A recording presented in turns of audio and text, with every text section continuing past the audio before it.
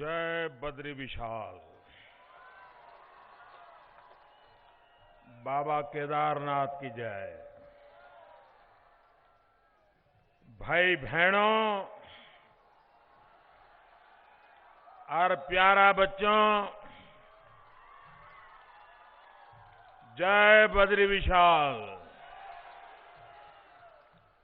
देवभूमि गढ़वाल का केंद्र बिंदु श्रीनगर में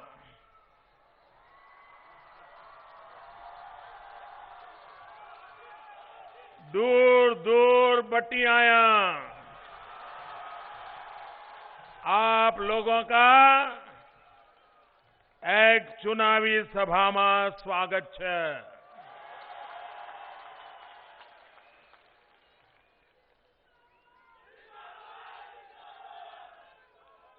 भारतीय जनता पार्टी के वरिष्ठ नेता, संसद में मेरे साथी श्रीमान भुवन चंद्र खंडूरी जी, राष्ट्रीय सचिव श्रीमान तीरथ सिंह रावत जी, अनिल बलूनी जी, मनोहर कांत ध्यानी जी, भास्कर नेथानी जी, राजेंद्र अथवाल जी,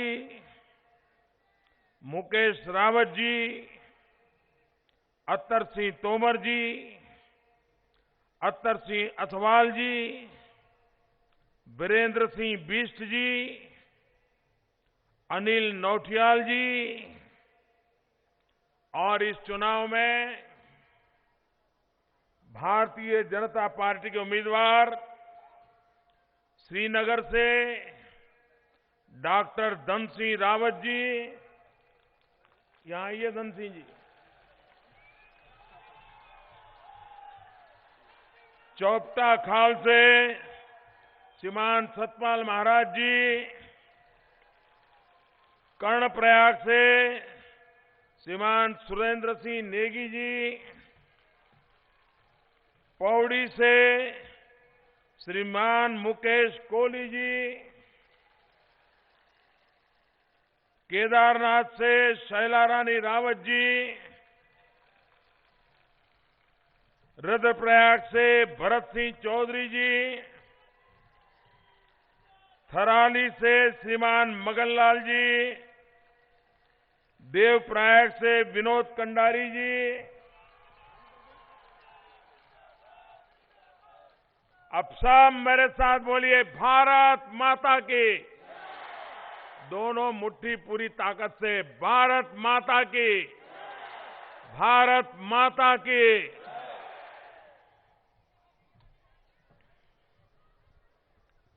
मैं सबसे पहले तो उत्तराखंड भारतीय जनता पार्टी के सभी नेताओं का, कार्यकर्ताओं का हृदय से अभिनंदन करता हूं। मैं कल्पना नहीं कर सकता हूं कि पहाड़ों में इतने जल्दी इतना बड़ा जैन सैलाब, इतनी बड़ी भीड़। मैं उधर पहाड़ की चोटियों पर, घरों पर लोग खड़े देख रहा हूं, पूरा रास्ता भरा हुआ देख रहा हूं। उन्हें सुनाई भी नहीं देता होगा, उसके बावजूद भी इतनी बड़ी तादाद में आप आशीर्वाद देने के लिए आए। मैं आपका हृदय से बहुत बहुत आभार व्यक्त करता हूं। मैं एक और बात को भी बड़े गर्व से के साथ उल्लेख करना चाहूंगा। मैं नहीं जानता हूं ये कैमरा वाले, टीवी वाले क्या दिखाएंगे क्या नहीं दिखाएंगे, लेकिन इतनी बड़ी मात्रा में महिलाओं की हाजिरी गजब की है आपने। और दूसरी बात, आम सभा में महिलाओं को किसी कोने में बिठा देते हैं। ये उत्तराखंड के लोगों ने सबसे पहले महिलाओं को बिठा दिया, इसके लिए डबल अभिनंदन। माता बहनों का सम्मान ये नजर आ रहा है मुझे। मैं इसलिए पार्टी के सब लोगों को हृदय से बहुत बहुत बधाई देता हूं, उनका अभिनंदन करता हूं। मैं माताएं बहनें आपको भी नमन करता हूं, क्योंकि आप हमें आशीर्वाद देने के लिए आए हैं और मां के आशीर्वाद बहुत बड़ी ताकत होती है, बहुत बड़ी रक्षा होती है, बहुत बड़ा सुकून होता है। और इसलिए मैं तो आज श्रीनगर की धरती पर गदगद हो गया हूं आपके इस आशीर्वाद के लिए। भाइयों बहनों, उत्तराखंड का चुनाव तेज गति से आगे बढ़ रहा है। आज 12 फरवरी है। 12 मार्च को आज जो सरकार है वो भूतपूर्व बन जाएगी और 11 मार्च को जो नतीजे आएंगे वो अभूतपूर्व हो जाएंगे।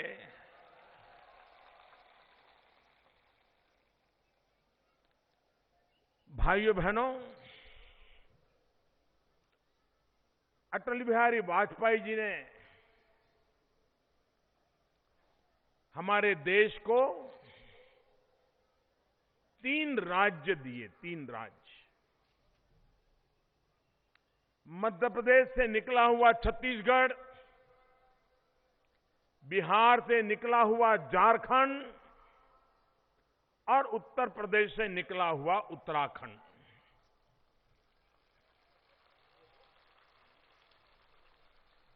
क्या कारण है कि छत्तीसगढ़ छोटा सा राज्य, आदिवासियों की जनसंख्या, माओवादियों का खून खराबा, नक्सलवाद, ये सब कुछ होने के बाद भी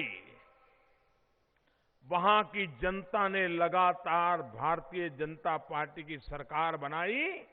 आज छत्तीसगढ़ हिंदुस्तान के तेज गति से आगे बढ़ने वाले राज्यों में उसने अपना झंडा गाड़ दिया है। झारखंड जंगल है, आदिवासी बस्ती है, पिछड़ा इलाका है। बिहार में भी जब वो बिहार का हिस्सा था, सबसे ज्यादा पिछड़ा इलाका था। आज वहां भारतीय जनता पार्टी की सरकार है। कोई कल्पना नहीं कर सकता है कि झारखंड जैसे राज्य में पूंजी निवेश के लिए अंतर्राष्ट्रीय स्तर की समिट होती हो, देश और दुनिया के बड़े बड़े उद्योगकार झारखंड की राजधानी रांची में आते हो और झारखंड में पूंजी निवेश के लिए आगे बढ़ते हो। क्या कारण है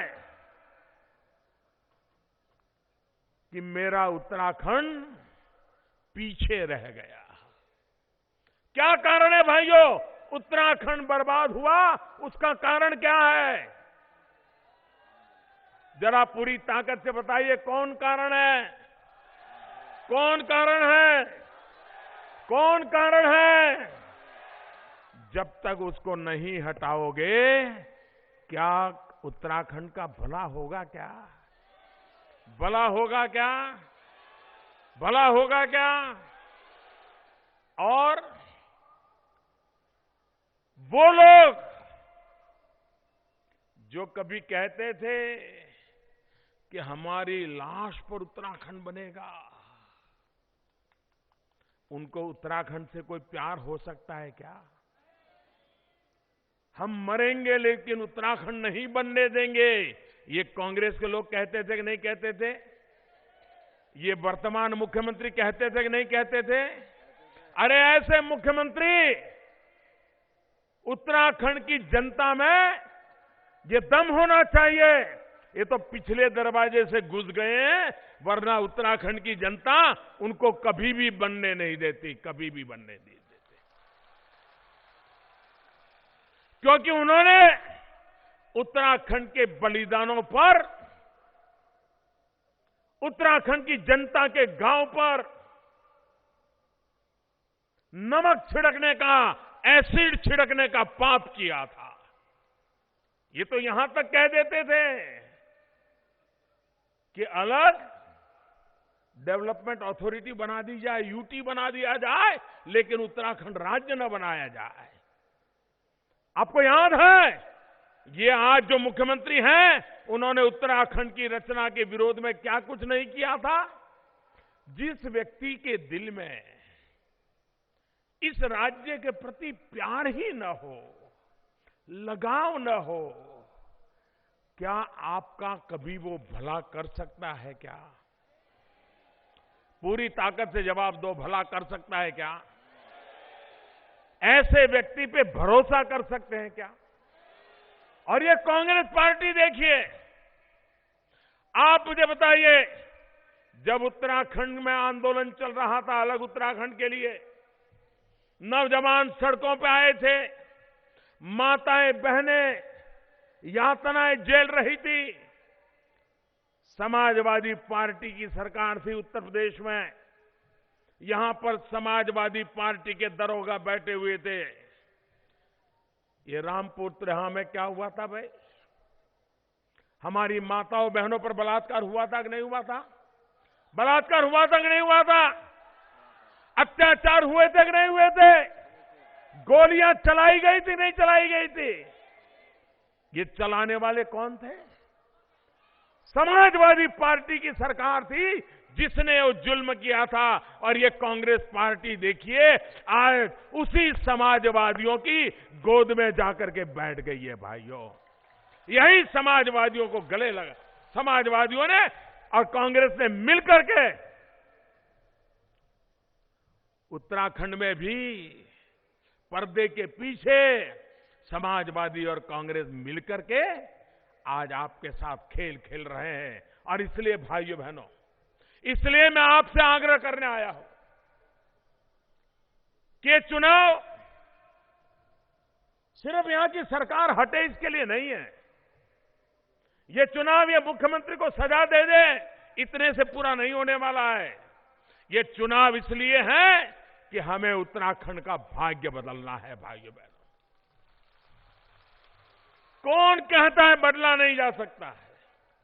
हर बार यहां के ऐसे नेता लोग रहे जो प्रकृति को दोष देते रहे, यहां तो ये दिक्कत है, वहां तो वो दिक्कत है। अरे बाप, दोष मत दीजिए, ये तो सामर्थ्य की भूमि है, संकल्प की भूमि है, ये तपस्या की भूमि है। जितना सामर्थ्य इस धरती पर है शायद ही कहीं होगा। यहां इतना सामर्थ्य है कि पूरे हिंदुस्तान की रक्षा करता है।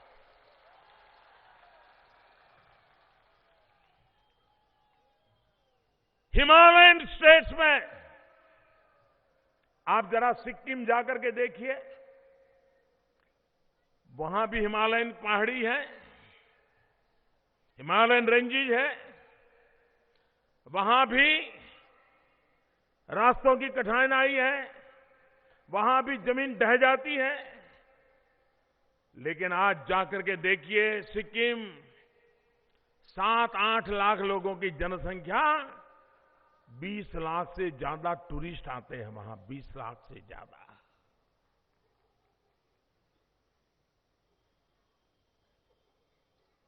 हिंदुस्तान का पहला ऑर्गेनिक स्टेट सिक्किम बन गया।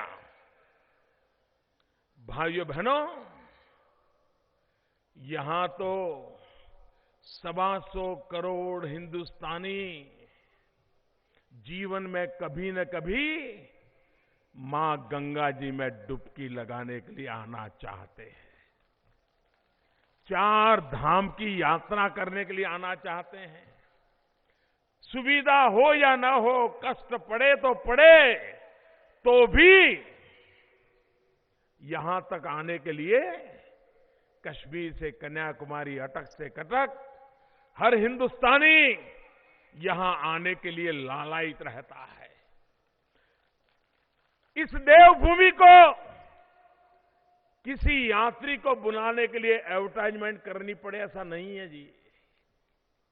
मैं तो हैरान हूं, यहां ऐसी सरकार है, जब कपाट बंद हो जाते हैं केदारनाथ जी, बद्रीनाथ जी के, तो उसकी टीवी पे एडवर्टाइजमेंट शुरू होती है कि बद्रीनाथ केदारनाथ के दर्शन के लिए आइए। बस समझा पा रहा हूं आपको। जब कपाट बंद हो जाते हैं, जाना आना बंद हो जाता है, ये टीवी पे एडवर्टाइजमेंट देते हैं। जब कपाट बंद हो जाते हैं तो उस एडवर्टाइजमेंट का क्या लाभ है? ये पैसे किसके हैं? क्यों खर्च करते हो भाई? जब कपाट खुले हो, दर्शन हो रहे हो, तब तो आप एडवर्टाइजमेंट दो देश भर के लोगों को, मैं समझ सकता हूं। और लेकिन मैं कहना चाहता हूं, देवभूमि पर आने के लिए इस देश के किसी व्यक्ति को समझाना पड़े, इसकी जरूरत ही नहीं है। सिर्फ यहां व्यवस्थाएं कड़ी करो, देश के लोग यहां आना शुरू हो जाएंगे। भाइयों बहनों, टूरिज्म की सफलता 2 बात पे होती है। एक, आने का मन कर जाए, और दूसरा, रहने का दिल कर जाए। वो जितनी रात ज्यादा रुकेगा, उतना ज्यादा खर्चा करेगा, उतनी ज्यादा यहां की इकोनॉमी बढ़ेगी। अगर रात को रुकता है तो खाना खाएगा, जहां रुकेगा वहां पैसा देगा, सुबह चाय पिएगा तो नाश्ता करेगा, पानी करेगा तो खर्चा करेगा। लेकिन आते ही कार से उतरा, भगवान को माथा टेका, भाग गया, तो टूरिज्म डेवलप नहीं होता है। और इसलिए भाइयों बहनों, हम उत्तराखंड में प्रवासन की, पर्यटन की हर व्यवस्था को प्राथमिकता देना चाहते हैं। और ये जिम्मेवारी सिर्फ उत्तराखंड सरकार की नहीं होगी। केंद्र में आपने मुझे बिठाया है, मैं भी अपनी जिम्मेवारी निभाऊंगा।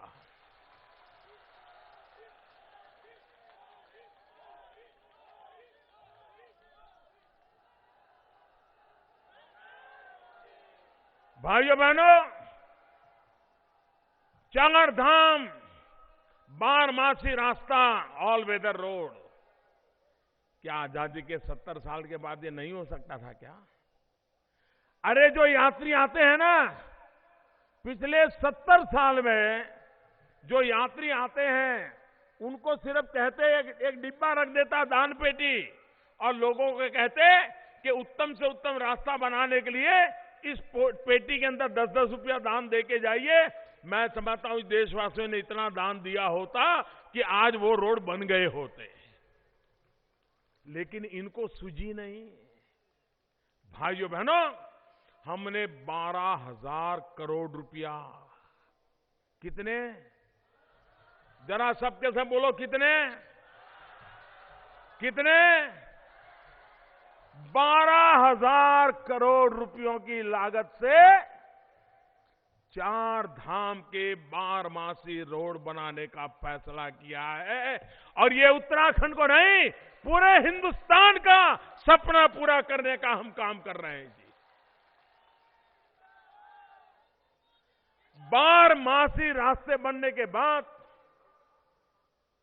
यहां के लोगों को कितना रोजगार मिलेगा, कितनी यात्रियों की संख्या बढ़ जाएगी, कितने प्रकार के नए नए व्यवसाय शुरू हो जाएंगे।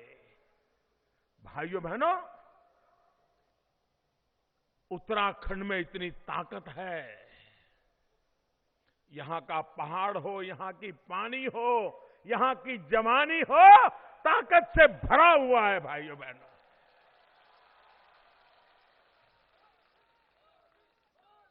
और इसलिए हम रेलवे में भी बहुत बड़ा काम करना चाहते हैं। आप जानते हैं रेलवे का काम तेज गति से चल रहा है और उस रेलवे का नेटवर्क भी पहाड़ों में भी खड़ा हो सकता है और हमारी सरकार उस बात को भी आगे बढ़ाना चाहती है। रेल बनने तक हजारों लोगों को रोजगार भी देती है और बनने के बाद नए रोजगारों को जन्म देती है। भाइयों बहनों, हम नहीं चाहते कि उत्तराखंड का हर जवान उसको उत्तराखंड छोड़ करके जाना पड़े। उत्तराखंड में कहीं किसी गांव में जाओ, जरा यहां के मुख्यमंत्री जवाब दे, पिछले 5 साल में कितने गांव खाली हो गए हैं। अरे किसी गांव में जाए, किसी भी घर में पूछे, कोई नौजवान है जरा बात करनी है तो वो कहेंगे नहीं नहीं भाई वो तो रोजी रोटी कमाने के लिए कहीं चला गया है, साल में 1-2 बार आता है। इतना बड़ा उत्तराखंड, यहां के नौजवान को अपना गांव, अपने खेत खलिहान, अपने बूढ़े माँ बाप, अपने यार दोस्त ये छोड़ने के लिए जाना क्यों पड़े। अरे पूरे हिंदुस्तान को यहां पर लाने की ताकत जिस राज्य में हो, यहां से किसी को जाना ना पड़े, ऐसा राज्य बनाने की जरूरत। और बन सकता है भाइयों, कोई कठिन काम नहीं है। मकसद चाहिए, समर्पण चाहिए, संकल्प चाहिए, जनता जनार्दन का साथ चाहिए। सबका साथ सबका विकास होके रहता है। भाइयों बहनों, जिस प्रकार से यात्रियों के लिए इसका आकर्षण है, सदियों से है, कष्ट झेल करके भी लोग आते हैं। आज पूरा विश्व योग के लिए आकर्षित हुआ है। दुनिया के 190 से ज्यादा देश योग को अपना मना रहे हैं और हर किसी को जब योग की बात आती है तो भारत की तरफ ध्यान जाता है और योग की बात भारत की तरफ ध्यान जाता है तो सबसे पहले उनको हरिद्वार और ऋषिकेश दिखाई देते हैं। भाई, पूरी दुनिया में योग के लिए लोगों को आकर्षित करने की ताकत ये उत्तराखंड के हर चोटी पर है, हर पहाड़ी पर है भाइयों, हर गांव में वो सामर्थ्य है। हम योग का ऐसा नेटवर्क बना सकते हैं, विश्व में जिसको योग सीखना हो वो उत्तराखंड के छोटे छोटे गांवों में जाकर के भी, प्राकृतिक वातावरण में रह करके भी, गांव के अच्छे अच्छे शिक्षकों के द्वारा योग सीख सकता है भाइयों। और पूरा विश्व योग एक बड़ा टूरिज्म के लिए उत्तराखंड का अवसर है। योग टूरिज्म को बढ़ावा देना है। भाइयों बहनों, आज हिंदुस्तान का नौजवान टीवी देखता है, दुनिया भर की चैनल देखता है, उसको भी लगता है कुछ एडवेंचर, कुछ साहस करें। उत्तराखंड के पहाड़ों से बड़ा, यहां के गंगा के धोध के बड़ा एडवेंचर टूरिज्म के लिए कोई जगह नहीं हो सकती है। पूरे हिंदुस्तान के और दुनिया के नौजवानों को साहसिक टूरिज्म के लिए, एडवेंचर टूरिज्म के लिए हम यहां निमंत्रित कर सकते हैं। हेल्थ टूरिज्म के लिए निमंत्रित कर सकते हैं। रिक्रिएशन एंटरटेनमेंट टूरिज्म के लिए आकर्षित कर सकते हैं। पूरा बॉलीवुड, ये बॉलीवुड फिल्मों के शूटिंग के लिए उसको बाहर क्यों ना जाना पड़ रहा है भाई? क्या हमारे उत्तराखंड में वो सौंदर्य नहीं है जहां फिल्में बन सकती है? यहां के नौजवानों को रोजगार नहीं मिल सकता है? लेकिन उसके लिए एक दृष्टि चाहिए, विजन चाहिए। पूरे बॉलीवुड को ये उत्तराखंड की गलियों में शूटिंग के लिए लाने के लिए हम प्रेरित कर सकते हैं, व्यवस्थाएं विकसित कर सकते हैं भाइयों।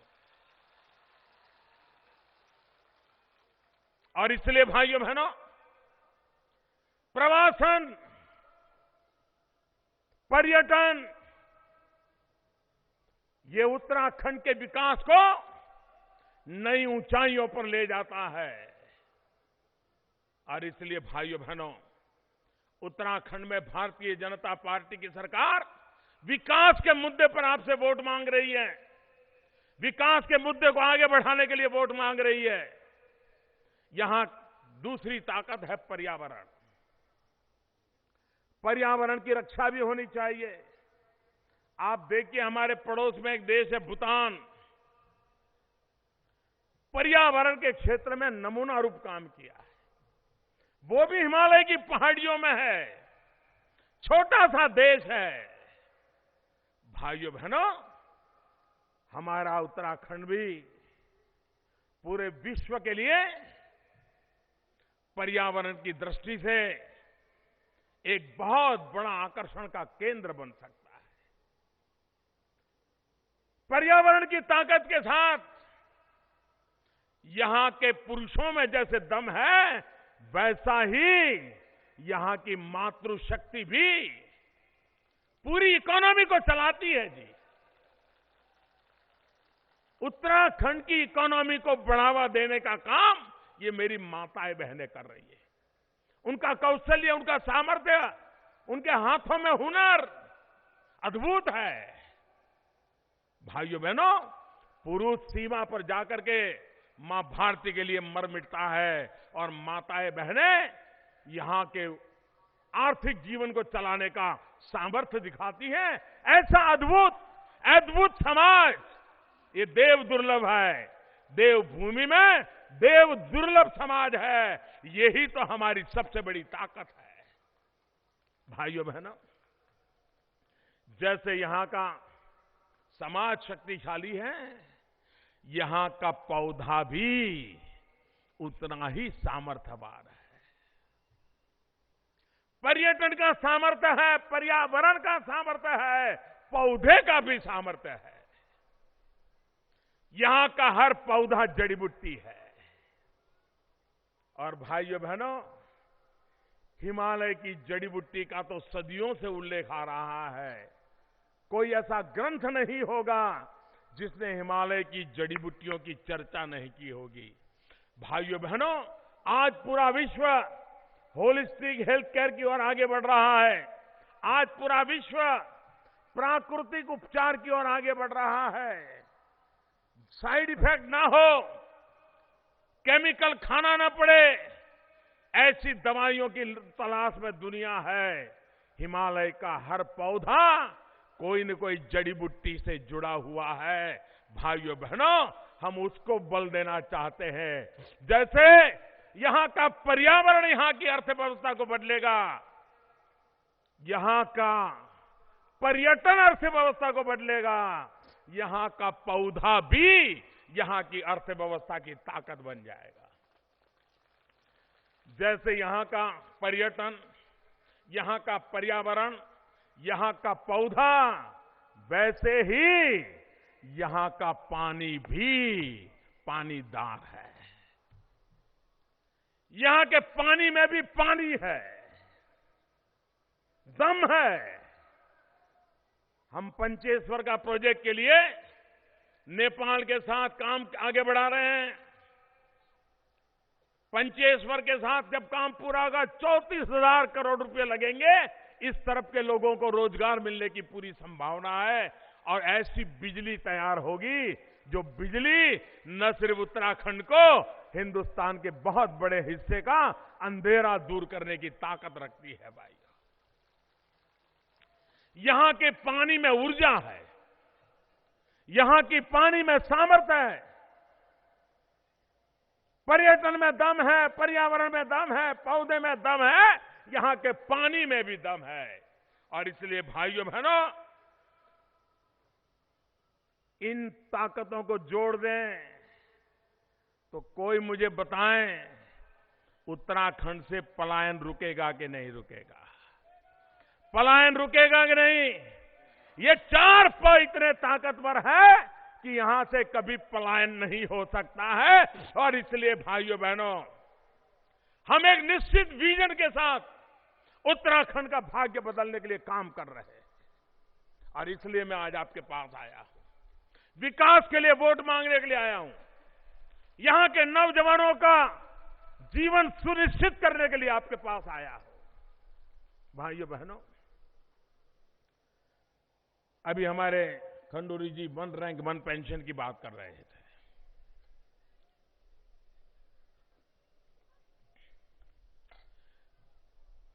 कांग्रेस वालों ने 40 साल तक 1 रैंक 1 पेंशन के मामले को लटकाए रखा। मैं ये तो समझ सकता हूं कि उनके पास पैसे नहीं हो और न कर पाए। मैं ये भी समझ सकता हूं कि उनकी प्रायोरिटी हो न कर पाए। दुख तो मुझे इस बात का हुआ कि प्रधानमंत्री बनने के बाद मैंने इस मसले को हाथ में लिया। खंडूरी जी बार बार मुझे मिलते थे, इस बात को लेकर के वो लगातार मुझसे बात कर रहे थे। मैंने डिपार्टमेंट को कहा कि जरा भाई मुझे बताइए क्या हाल है इसका। आप हैरान हो जाएंगे, 6-8 महीने तक सरकार के पास निवृत्त सैनिक कितना पेंशन, कितना 1 रैंक 1 पेंशन होगा, कोई हिसाब किताब ही नहीं था। इससे बड़ी कोई बेईमानी नहीं हो सकती। आप दो न दो अलग बात है, कम से कम फाइल पे तो देखते क्या प्रॉब्लम है। कम से कम जब जवान आपको मिलते थे उसको गंभीरता से लेकर के डिपार्टमेंट को काम तो देते हैं। भाइयों बहनों, मुझे दुख के साथ कहना पड़ता है, कई ऐसे निवृत्त सैनिक हैं, उनका अता पता ढूंढने में भी मुझे आंखों पानी आ गया। आंखों, कोई हिसाब किताब ही नहीं था। अरे देश के लिए जान की बाजी लगा दी, अपनी जवानी खपा दी, अब घर में निवृत्त होकर के बुढ़ापा गुजार रहा है और सरकार के पास पता ही नहीं है। मैंने सारी सर्च डिपार्टमेंट को लगाया, गांव गांव जाकर के पुराने सारे रिकॉर्ड निकाल करके हिसाब किताब लगा रहा हूं। जब मैंने हिसाब किताब लगाया, ये कांग्रेस वाले ऐसी मजाक उड़ाई है, फौजियों की ऐसी मजाक उड़ाई है। जब ये सर्जिकल स्ट्राइक हुआ ना, तो आपने देखा होगा नेता सब मैदान में आ गए सुबह सुबह ही। पाकिस्तान बोले उसके पहले हमारे लोगों ने बोलना चालू कर दिया, मोदी जी सर्जिकल स्ट्राइक का सबूत दो, सबूत। क्या हमारे देश के फौजियों के पराक्रम का सबूत मांगना पड़ता है क्या? ये फौजियों का अपमान है कि नहीं है? फौजियों का अपमान है कि नहीं भाइयों, जरा बताइए। ये फौजियों का अपमान है कि नहीं है? और इसलिए भाइयों बहनों, उन्होंने 1 रैंक 1 पेंशन में भी फौज को मजाक का विषय बना दिया। ये उनके जहन में है जी, इसी के कारण ये दुर्दशा हुई है। आपको हैरानी होगी, अगर आपके बच्चा भी घर में अगर कहीं जाना चाहता है, सिनेमा देखने जाता है या कोई खिलौना खरीदने जाना है उसको, उस बच्चे को भी मालूम है कि ये 20 रुपए में मिलता है। खाना खाने कहीं बाहर जाना है, उसे मालूम है मानो 25 रुपए में मिलता है। और माँ बाप उसको अगर 2 रुपया 5 रुपया पकड़ा देंगे तो माँ बाप के प्रति उसका भाव क्या जगेगा? उसके मन में मजाक आएगी नहीं, क्या मेरे मम्मी पापा है, उनको मालूम है खिलौना 20 रुपए मिलता है, मुझे 2 रुपये दे रहे हैं। भाइयों बहनों, ये फौजियों के साथ इन्होंने ऐसा ही व्यवहार किया। 1 रैंक 1 पेंशन सिर्फ 500 करोड़ रुपया उन्होंने कहा कि हम लगाएंगे। 500 करोड़ रुपया। भाइयों बहनों, इसका मतलब है कि उनको कुछ पता नहीं था कि 1 रैंक 1 पेंशन क्या होता है, निवृत्त फौजी कितने हैं, कितना पेंशन जाता है, 1 रैंक 1 पेंशन करने के बाद कितना आर्थिक खर्च आता है, कोई हिसाब किताब नहीं था। मैंने आकर के जब हिसाब किताब शुरू किया, आप जानकर के हैरान होंगे, 12,500 करोड़ से भी ज्यादा देने का निकला। 12,500 करोड़, कहां 500 करोड़ रुपया और कहां 12,500 करोड़ रुपया। लेकिन भाइयों बहनों, चुनाव में मैंने वादा किया था कि ये काम मैं करके रहूंगा, और आज मुझे खुशी है कि 12,000 करोड़ से भी ज्यादा रकम दे करके वन रैंक वन पेंशन लागू कर दिया। अब तक 6,000 करोड़ से ज्यादा का भुगतान कर चुके हैं, और बाकी इस बजट में उसका प्रावधान भी कर दिया है, वो भी पहुंच जाएगा। भाइयों बहनों, फौज के प्रति सम्मान का भाव क्या होता है, ये हमारी सरकार ने करके दिखाया है।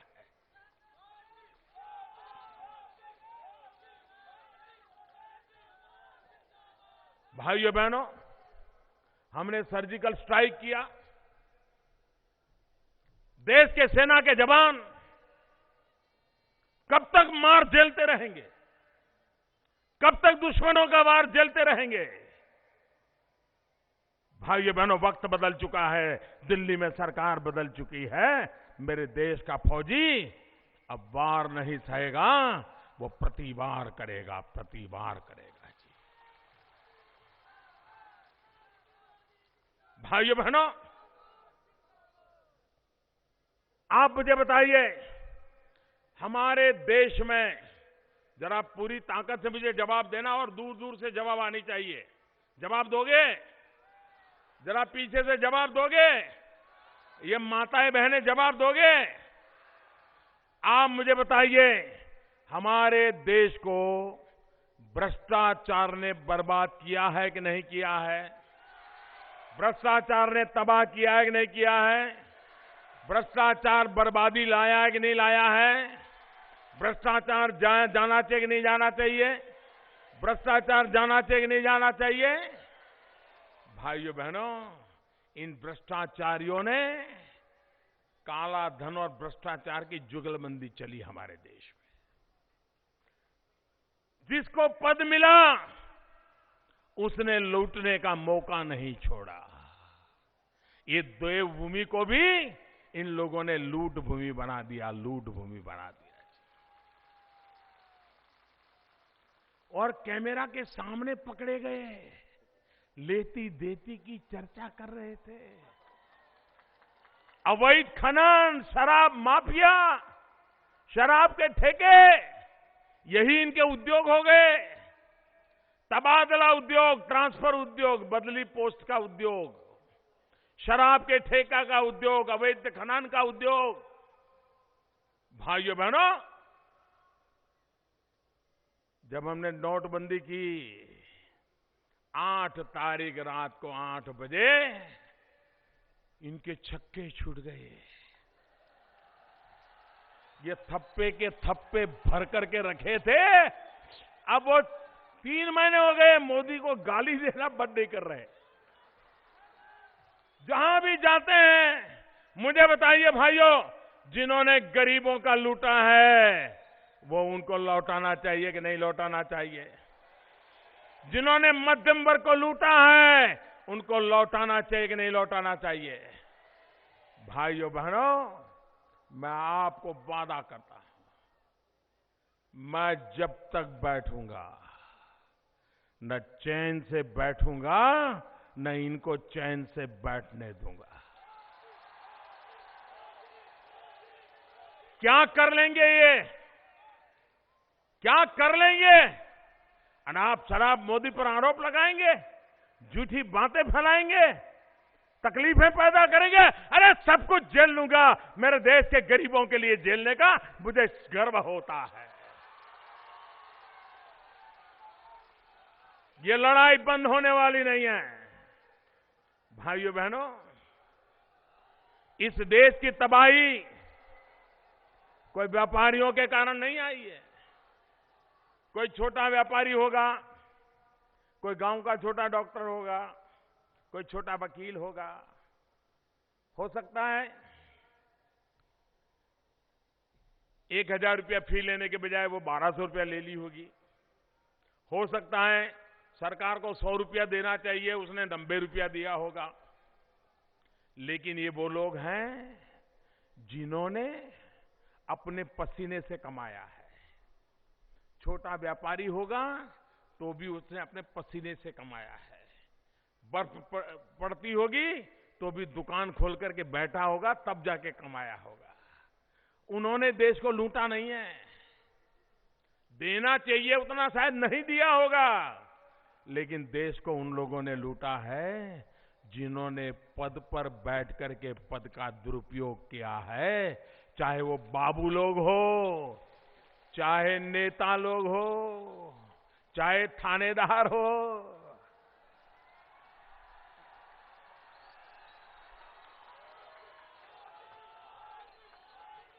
भाइयों बहनों, पद पर बैठ करके जिन्होंने लूटा है, उनकी लूट की पाई पाई देश के चरणों में लाके रखनी है। इसलिए लड़ाई चली है।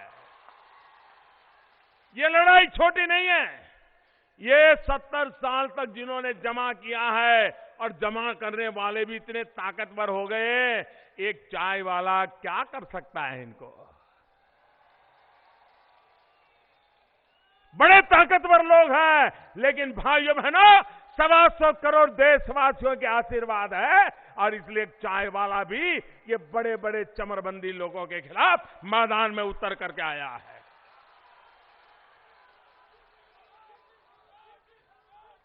भाइयों बहनों, ये मेरे लिए राजनीतिक कार्यक्रम नहीं है। राजनीति करने के लिए मैंने नोटबंदी नहीं की है। मैं गरीबी में पैदा हुआ हूं, गरीबी में पला हूं, मैंने गरीबी को जिया है, और इसलिए गरीबों के लिए ये जंग कर रहा हूं भाइयों। इसलिए गरीबों के लिए जंग कर रहा हूं। मुझे आपके आशीर्वाद चाहिए, पूरी ताकत से मुझे आपके आशीर्वाद चाहिए भाइयों बहनों। इस देश को भ्रष्टाचार और काले धन से मुक्त कराने की लड़ाई में देश को सफल होना है, और इस बीमारी से मुक्त होना है। भाइयों बहनों, विकास की नई ऊंचाइयों पर देश को ले जाना है। मेरी माताएं बहनें यहां बैठी हैं।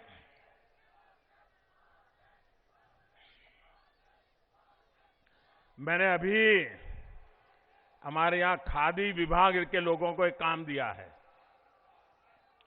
सोलार एनर्जी से चलने वाला चरखा, सूर्य शक्ति से चलने वाला चरखा।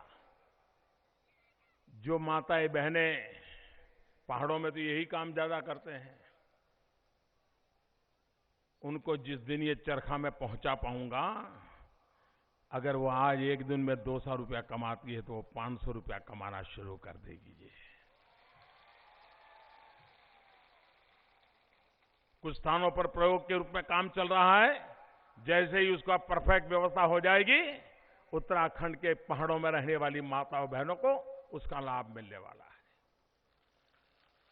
भाइयों बहनों, आप मुझे बताइए, हर मां बाप को, हर बहन को अपने घर में गैस का चूल्हा हो, ये उसकी जरूरत है कि नहीं है? गैस का चूल्हा मिलना चाहिए कि नहीं मिलना चाहिए? गैस का सिलेंडर मिलना चाहिए कि नहीं मिलना चाहिए? पहले मिलता था क्या? एमपी को, पार्लियामेंट के मेंबर को 25 कूपन मिलती थी, और उसको कहते थे कि आपके इलाके के 25 लोगों को आप गैस का कनेक्शन दिलवा सकते हो, मुफ्त में नहीं, दिलवा सकते हो। और लोग नेताओं के पीछे पीछे दौड़ते थे कि जरा मुझे गैस का कनेक्शन दे दो ना, और वो नेताजी कहते नहीं, अगली साल के कोटा में देखेंगे। ये हाल था। भाइयों बहनों, मैंने आकर के निर्णय किया कि मेरे देश के 5 करोड़ परिवार जो गरीबी की रेखा के नीचे जीते हैं, जंगलों से लकड़ी काट कर करके लाते हैं, लकड़ी का चूल्हा जला करके खाना पकाते हैं, और एक मां जब लकड़ी का चूल्हा जला करके खाना पकाती है, एक दिन में उसके शरीर में 400 सिगारेट का धुआं उसके शरीर में जाता है, 400 सिगारेट का। आप मुझे बताइए, इन माताओं के शरीर में अगर रोजाना 400 सिगरेट का धुआं जाएगा तो उस मां की तबीयत का हाल क्या होगा? उसके घर में जो बच्चे पैदा होंगे उनकी तबीयत का क्या होगा? जो नन्हे नन्हे बच्चे घर में खेलते हैं, चूल्हा जलता है, धुआं निकलता है, उन बच्चों की तबीयत का क्या होता होगा? कहिए मुझे भाइयों बहनों, इन माताओं को, बहनों को इस कष्ट से मुक्ति मिलनी चाहिए कि नहीं मिलनी चाहिए? पूरी ताकत से बताइए, मिलनी चाहिए कि नहीं मिलनी चाहिए? गरीब माताओं को मदद मिलनी चाहिए कि नहीं मिलनी चाहिए? क्या इसमें भी राजनीति होनी चाहिए क्या? भाइयों बहनों, आपने मुझे प्रधानमंत्री बनाया और मैंने कहा था मेरी सरकार गरीबों को समर्पित है, गरीबों को, और इसलिए हमने निर्णय किया है 5 करोड़ गरीब परिवार जिनके पास आज गैस का चूल्हा नहीं है, गैस का कनेक्शन नहीं है, 3 साल के भीतर भीतर उनको गैस का चूल्हा, गैस का कनेक्शन दे दिया जाएगा। और मुझे खुशी है, अब तक ये बातें नहीं, वादे नहीं, ये 4-5 महीने से काम शुरू किया है। अब तक 1 करोड़ 80 लाख घरों में चूल्हा पहुंच गया, गैस का कनेक्शन आ गया और मिट्टी लकड़ी का चूल्हा बंद भी हो गया। भाइयों बहनों, जंगलों को बचाना है, पर्यावरण को बचाना है तो उत्तराखंड के हर घर में गैस का चूल्हा पहुंचना चाहिए। ये काम हम करके दिखाएंगे, ये मैं आपको वादा करता हूं। भाइयों बहनों, ये उत्तराखंड हरदा टैक्स, मैं तो हैरान हूं, न दिल्ली सरकार का ऐसा कोई टैक्स है, न हिंदुस्तान में कोई सरकार का ऐसा टैक्स है, लेकिन उत्तराखंड एक ऐसा है कि जहां हरदा टैक्स लग रहा है। अरे मां गंगा की धरती है, ये ऋषि मुनियों की धरती है, कुछ तो शर्म करो, कुछ तो शर्म करो। भाइयों बहनों, एक लूट चली है, लूट, इससे उत्तराखंड को बचाना है और इसलिए मैं आपसे आग्रह करने आया हूं, ऐसा बहुमत दीजिए, ऐसा बहुमत दीजिए ताकि कांग्रेस को पता चले और किसी भी राजनेता को भविष्य में ये गलत काम करने की हिम्मत ना हो। आप बिल्कुल साफ कर दीजिए कांग्रेस को, इसके बाद साफ कर दीजिए इनको, तब जाकर के भाइयों बहनों, और मैं आपको वादा करता हूं उत्तराखंड को 5 साल के भीतर भीतर नई ऊंचाइयों पर ले जाऊंगा। भाइयों बहनों, हमारे परिवार में हम इस बात को बराबर समझते हैं कि घर में जब बालक